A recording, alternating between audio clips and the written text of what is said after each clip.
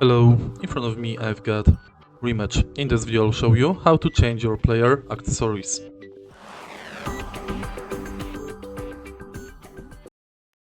In the beginning, let's go to customization and select your player. Now, go to equipment and go to accessories. Here you can change shoes and adjust colors.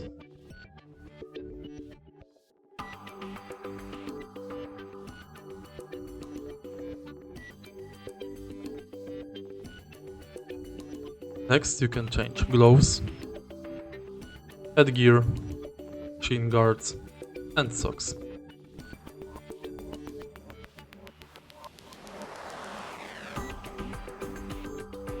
If you find this video helpful, please leave like, comment and subscribe.